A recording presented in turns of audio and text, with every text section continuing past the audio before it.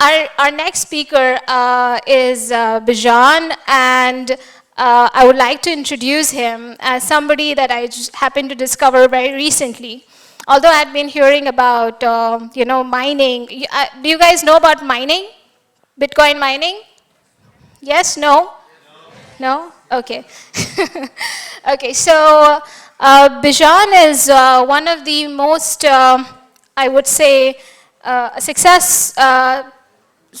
I would say he's an icon when it comes to anything to do with crypto and mining.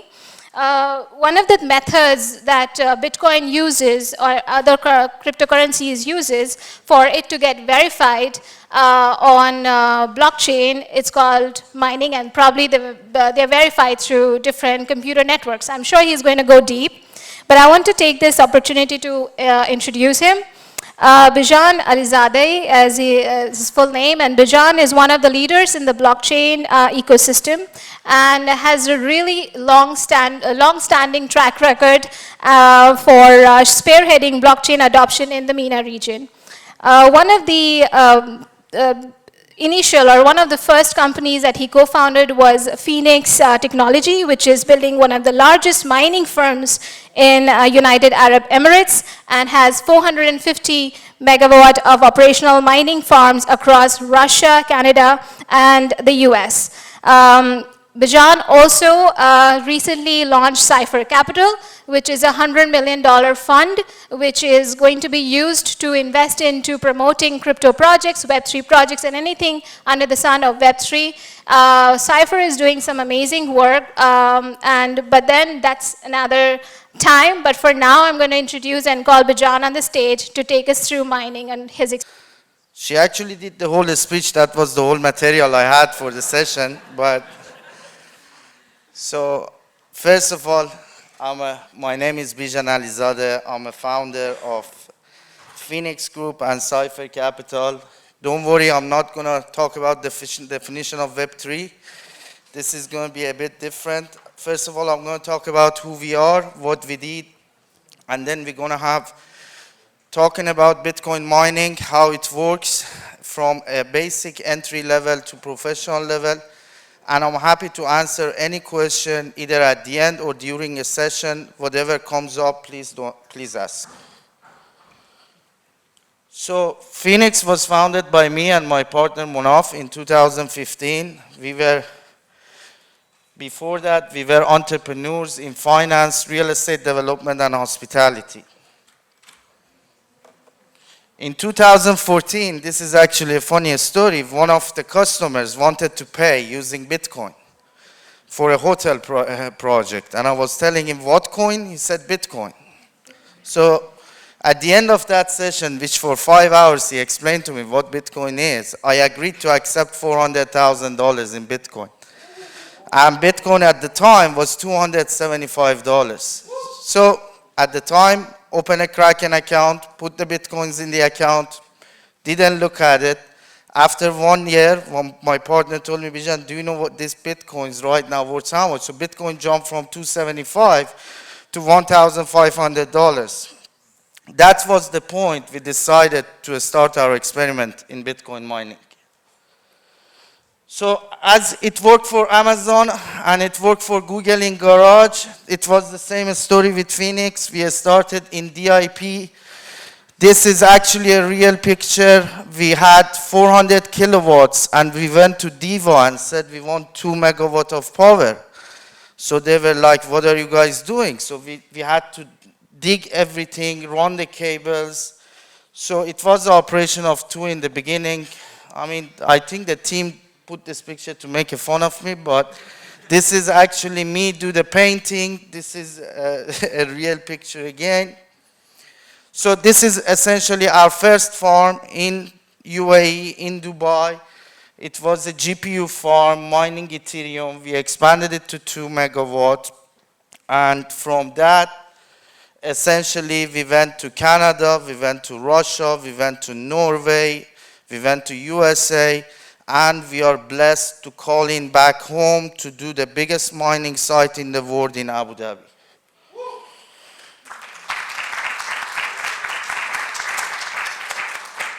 Thank you. So what is Bitcoin mining? I mean the question. So we have proof of work, proof of stake. We work on proof of work.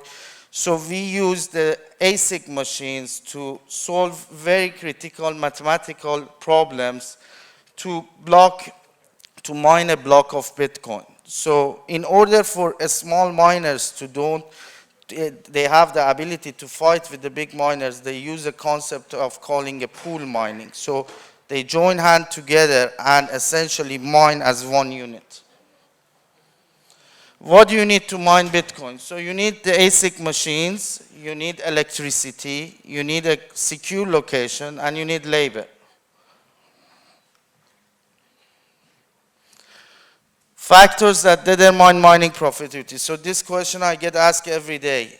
Yeah, mining Bitcoin is a very profitable business, but at the same time you need to be very careful. Your machine cost essentially determines the rate of your ROI. And the cost of equipment is exactly pro rata with the price of Bitcoin itself. So right now that the Bitcoin is at the lower price, it's one of the best times to entry because the price of the machine is very low. The other very important factor that nobody pay attention is difficulty rate. Difficulty rate, the easiest way to explain it is if there is one Bitcoin and I want to divide it between 5 of us, we get each 0.2. If it's 1,000 of us, we get 0.01. So the number of the people in the network, because the supply is not changing. The supply is 6.25 Bitcoin per block. So the number of people who is trying to mine that essentially will decrease the profit. And we consider that difficulty rate. Due to the profitability of Bitcoin mining, the difficulty rate has increased by 100% during the course of last 14 months. Operation cost. This is something very important. If you want to run a mining site, be careful of operating costs. You can do most of the stuff yourself. You can learn everything from YouTube. If you live in Dubai, you can come to our showroom in Sheikh Zayed Road, which is dedicated for Bitcoin mining, and our staff will educate you how to do this, either in a smaller scale or larger scale. They give you guidance, so be very careful of your operation costs. You don't need a lot of staff to manage this. BTC price.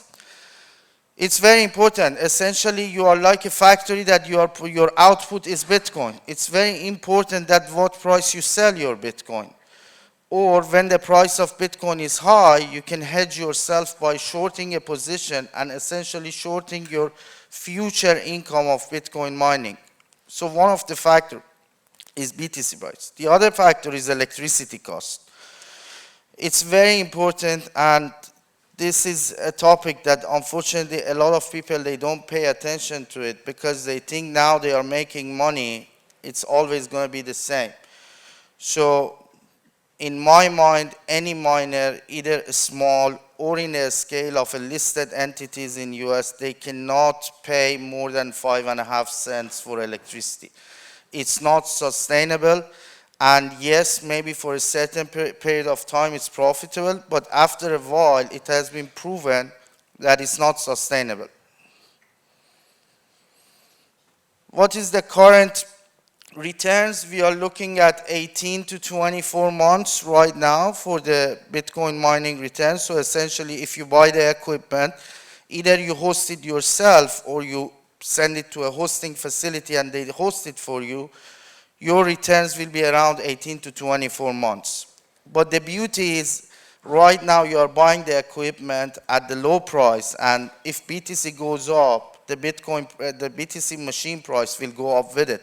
So your asset will appreciate rather than depreciate.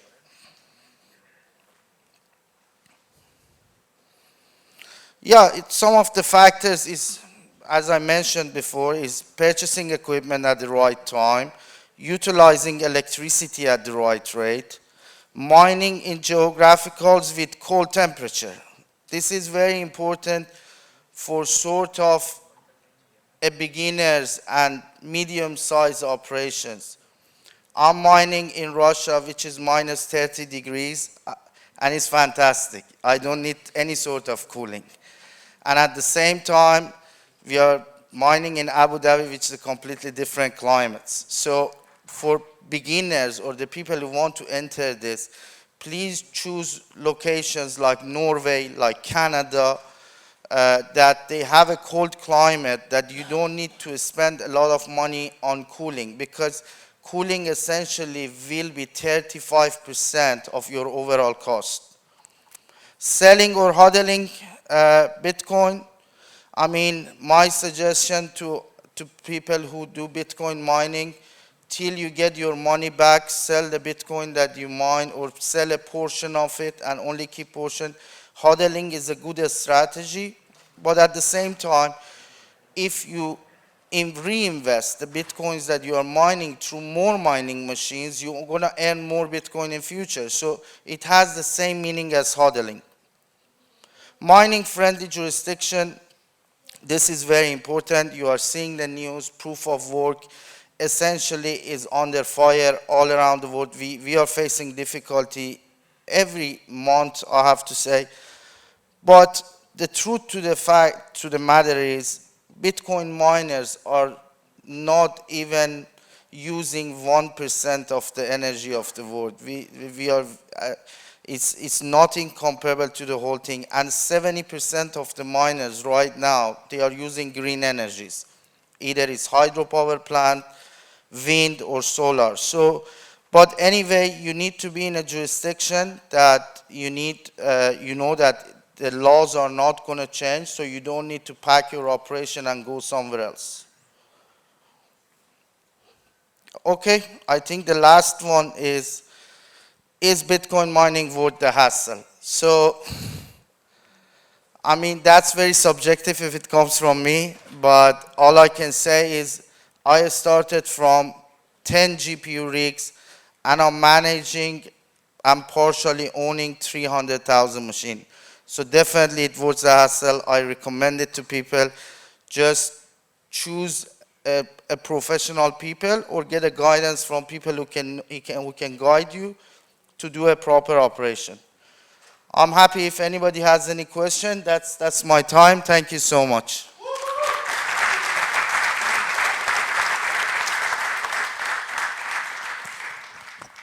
Yes.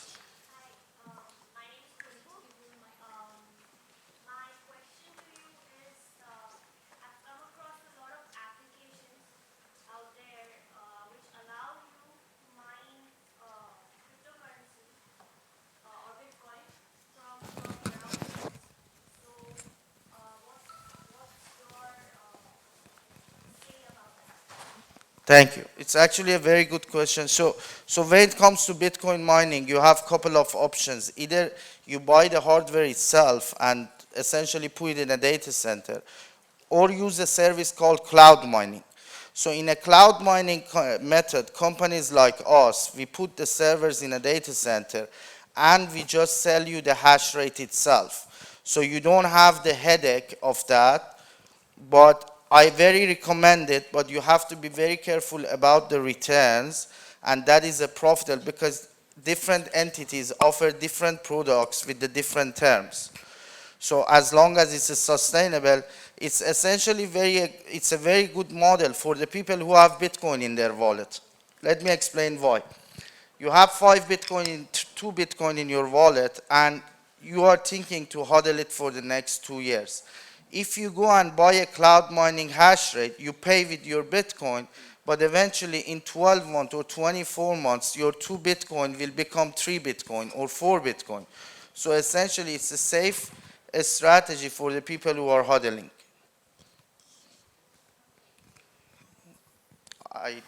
Yeah, hi, thank you. I'm Sandris. For how long these GPUs are being effective? I mean, 1 year, 2 years, 3 years, because technology is going forward.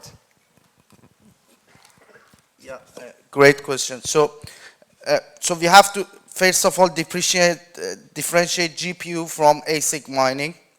GPU, because of Ethereum moving to proof of stake, is going to go through a phase. Yes, you can mine all the other coins that are there, but the main one, which is Ethereum, is going to proof of stake. in general, the equipment works for 5 to 7 years. But at the end of the day, it's about that how long is profitable, how long your electricity bill is less than your revenue. The moment that changes, essentially it's the time you need to turn off the machine. Yes? How sustainable it is.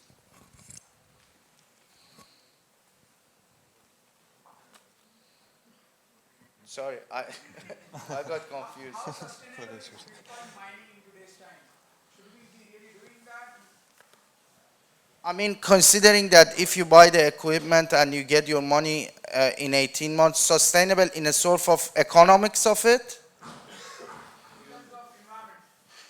Environment, for example, I can tell you about my company. I can't talk about others. We are using 98% hydropower plants, solar and wind. In US, in South Carolina, we are using wind turbine, which is 310 wind turbines that give us 150 megawatt of energy constant. In Canada, in Manitoba, we are using hydropower from Manitoba Hydro. And in other jurisdictions that we are, it's the same. So it all depends on the strategy of the companies. I believe the big companies, what we are seeing is that if we don't walk aligned with the regulations, we will not survive. So all of us are only going after hydro. And there is another point that I have to mention here that is very important. People think that we rely on the electrical companies, but I have to tell you something. The places that we are, for example, in US, the grid is unstable. When we go in and we use 150 megawatt of electricity, we stabilize the grid itself. So the power companies love us because we give them essentially a demand that they know that is not going to decrease or increase. It's a constant demand that they can plan their expansions. But at the end of the day, I believe the future of Bitcoin mining will be only for green miners, the people who use green energy. Excuse me.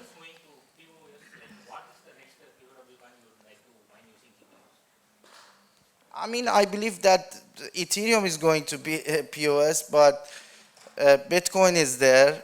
I mean, at the times, I hope we don't see bear market that we are seeing right now, or we don't see crashes. But when crashes like this happen, it will show people the power of Bitcoin, and at the end of the day is the mother coin, right? If we consider that the major altcoins are down 95%, considering the Bitcoin that is down 65%, so I think it will stay for Bitcoin. I think Bitcoin is the most resilient network in the world. And the main difference here, all the other tokens, they consider they are a utility token for the user base within that ecosystem. Bitcoin is the future safe haven asset class. So Bitcoin will sit in your balance sheet as your gold and silver. So Bitcoin is not a means of payment. Bitcoin in 10 years will be, you call your banker and say, okay, can you buy me some gold? Can you buy me some silver? And can you buy some Bitcoin in my balance sheet? So that's my idea about this. Hi, I have a question because on the left, sorry. Yes. Running the mining operation is being somewhere in between of the digital world and the natural, the real world. And you are operating in a lot of countries. Majority of the mining was happening in China, but China went opposite to crypto. So if countries are blocking the cryptocurrencies, how does it affecting the mining operations, or how to deal with it into the future, how to predict which country will regulate the crypto, be friendly with, or go against it? I mean, as a Bitcoin miner, we have our luggage always ready. If they tell us you need to go, we, we go.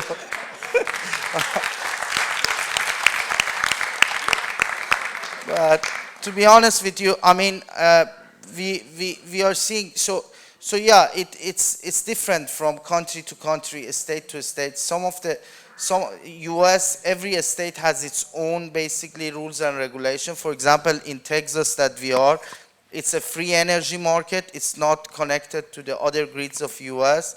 Over there, they have 30 gigawatt of renewable coming up without any customers. So they love Bitcoin miners. And on the other hand, you see in the state of New York, recently they banned Bitcoin mining. I mean, in general, that's the reason in the speech I was saying we are in these different locations because we have to diversify our risk as well. So, but at the end of the day, we work with regulators, we sit down with them to come up essentially with the best strategy moving forward. Hi, I have a quick question. I'm here down the third row onto your left. Third row onto your left. Yeah, I'm here. Yes. Perfect. So other than UAE, which is your favorite country for mining and why? I mean, definitely Canada. Canada is a massive country with the abundant energy.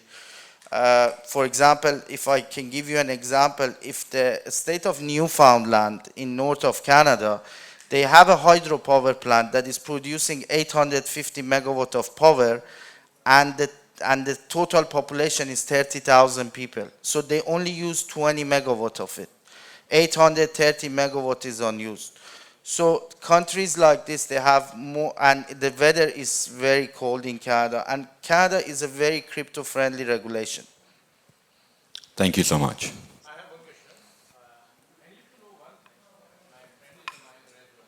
He's mining Ethereum. I just need to understand, do we need the latest GPU for a good hash rate, or can we go with the medium range GPUs as well, or how many GPUs usually we need to mine? Yeah, so the type of GPU essentially will determine the efficiency of your operation, right? How much hash rate that GPU will give you. And that goes to your electricity cost. If your electricity cost is low, you can go with the older model and pay less. But if you are talking in a high electricity price environment, you should definitely look at the top line 3090, 3090 Ti, these kind of models.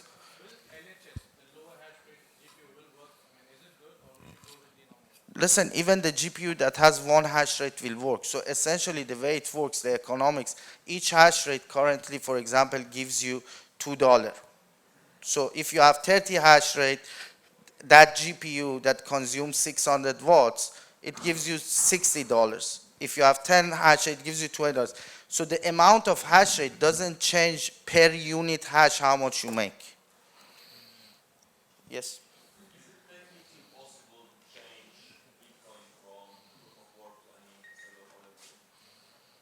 That would be World War IV. I mean, nothing is impossible in the world of technology, right? And how Ethereum is changing from proof of work to proof of stake. So it's possible, but it's against a lot of the people who are in this for a long time. So the people who believe in the network, who believe in the technology, especially now the taproot that is coming, and we are enabling ourselves to put the smart contracts within the Bitcoin smart contract. So I don't think this is something that we can see in the near future. Yes, sir. There are certain people that say the Bitcoin network isn't truly decentralized because of the massive power that certain mining corporations have. How would you respond to those people? I mean, I have to say yes and no. Yes, in a sense. I mean, so if we calculate that 300 exahash right now is the hash rate of the network. The biggest companies that they own hash rate, they own like 10 exahash, let's call Marathon. I'm talking about listed entities. I'm not going to talk about my company. So they own like 3% hash rate of the network. So we call it that it's not decentralized. It's sort of over-exaggerating. And as the network is getting bigger, the influence of each individual party is decreasing. What happens in the year 2140 when the last Bitcoin is mined? Because then the proof of work, what will happen? Will it automatically change, or your machines will just keep verifying transactions every 10 minutes? What exactly happens in this? I mean, 2140, as you mentioned, is the last block of Bitcoin. I mean, that's ultimately where if everything goes well, we have to see each Bitcoin should worth 100 to $1 billion. So I think by that time we are not worried, my friend. We sit down and have coffee together. So thank you so much, Bijan, and thank you, everyone.